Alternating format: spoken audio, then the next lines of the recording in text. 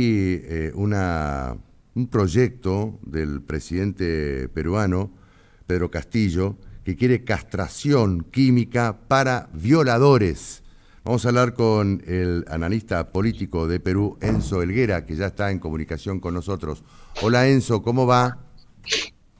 Hola, un gusto saludarlos desde Perú, Lima, y bueno, aquí a la orden para las consultas que tengan desde cabina en relación a este tema tan polémico, evidentemente, entre nuestros países de América Latina. Enzo, te digo que se incorpora también a la entrevista Horacio Moglia, eh, que de alguna manera fue un poco el coordinador de esta entrevista en función de la polémica, me imagino, que se debe haber generado en Perú a propósito de este proyecto, con un presidente que, bueno, tiene acotado su poder político. ¿O cómo está la situación de Castillo en Perú? Bueno, en efecto, tiene problemas políticos, sociales, de comunicación, Ujú. desde muchos puntos de vista en realidad, y él está cogiendo un tema que es muy polémico, pero que evidentemente probablemente no tenga la fuerza Ujú. política para poder tomar este tipo de decisiones fuera que legalmente termina también siendo algo muy complicado. Ujú. Ujú. Horacio. Sí, Enzo, ¿cómo te va? Un placer, gracias por atendernos, ya que Igualmente. sabes que además de Vorterix, esta comunicación va para UCL, un canal latinoamericano para todo Argentina y todo Latinoamérica, ¿no es cierto? Entre ellos Perú. Y nos llamó la atención porque fue el primero de los presidentes que Ujú. mencionó este tema de la castración química. Y la verdad que castración química, hasta no te iba a preguntar qué es, pero ¿cómo sería? Sería la pregunta más viable porque por ahí conocemos la castración de mascotas, desconocemos cómo sería la parte técnica de una castración química.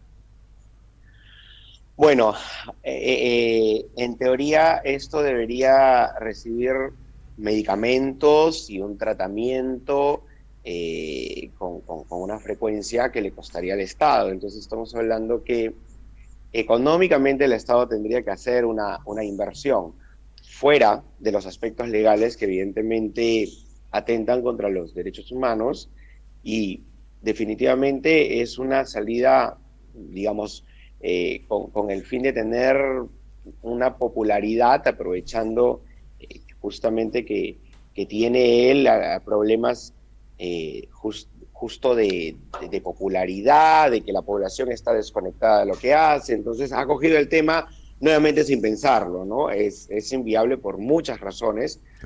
Una de ellas es la del mantenimiento y otra la política legal nacional e internacional, porque estamos hablando de los derechos humanos, las Cortes Interamericanas y muchos tratados que Perú tiene suscritos históricamente. Claro.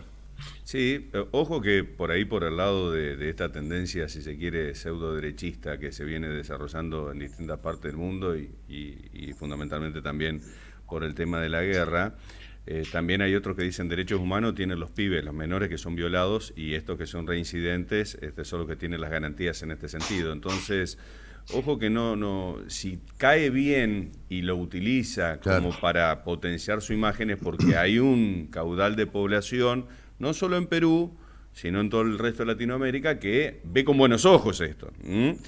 Entonces, claro, lo que uno desconoce es cómo sería el tratamiento, o qué medicamentos se inyectarían o se propicionarían como para que esto se produzca.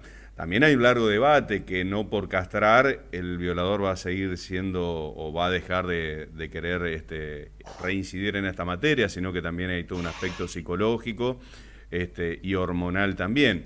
Pero bueno, ¿qué cabida tuvo en Perú, perdón, esta iniciativa? Claro, ¿cómo cayó en la población fundamentalmente, no? Bueno, no había todavía una medición en relación a la opinión pública, ¿ok? Sin embargo, evidentemente esto divide mucho a los peruanos en relación a que han habido justamente incidentes con niños, y ya dos casos, digamos, en esta última semana en relación a violaciones. Entonces, obviamente, este tema está muy encendido en la polémica social, en el lenguaje, digamos, o en las verbalizaciones de la sociedad. Evidentemente está desde el hecho de matar a alguien si violara a uno de sus hijos o en ese supuesto negado, hasta temas menos agresivos como penas más duras, o incluso el tema de la castración química, ¿no? Que finalmente se trata de reducir el líbido, ¿no? Claro. Pero como bien lo mencionabas, no es que va a eliminar el problema en sí, es simplemente mientras tome la medicina, reduce y anula completamente el líbido, pero en el fondo no termina siendo una razón que prohíba o que garantice incluso con plena seguridad de que esto dejaría de ocurrir, ¿no? Son evidentemente personas enfermas y se ha abierto todo un debate público con todo tipo de opiniones, por supuesto. Y obviamente recordemos que Castillo está frente a un parlamento, frente a una oposición política muy grande, y obviamente han salido ya aquellos defensores de derechos humanos. ¿Quién le acerca este proyecto? Porque no creo que se le haya ocurrido a él. Digamos, estaba en carpeta este proyecto. Algunos legisladores de su fuerza, algunos asesores. ¿De dónde viene esta iniciativa? Si bien lo plasma el presidente en un momento de debilidad, indudablemente se lo acercó a alguien o a algunos. Él lo menciona precisamente para, digamos, tomarlo como una bandera, como una autoría, pero en el fondo evidentemente es algo que le han sacado a sus asesores, claro, dada la coyuntura de esta situación. Es cierto también recordar que en el 2018 el Perú empezó a abrir el debate en relación a la castración química, ¿no? Para violadores y pedrastras, ¿no? Pero, bueno, finalmente no se aprobó en primera instancia, es decir, ya hay un antecedente legal, okay, ¿no? Y obviamente uno de los asesores lo ha rescatado y ha dicho, oye, mira, hay esto acá, ¿no? Y finalmente, dado que la pradera está encendida, el presidente ha aprovechado en utilizar. Me encanta el concepto, la pradera está encendida, me encanta eso. Bueno, ¿y qué tan encendida está la pradera? Retomo un poco la pregunta que te hizo Víctor, la última por mi lado. ¿Cuánto puede llegar a durar Castillo en esta inestabilidad política? En realidad, lo que la evidencia, pruebas y negociaciones soporte.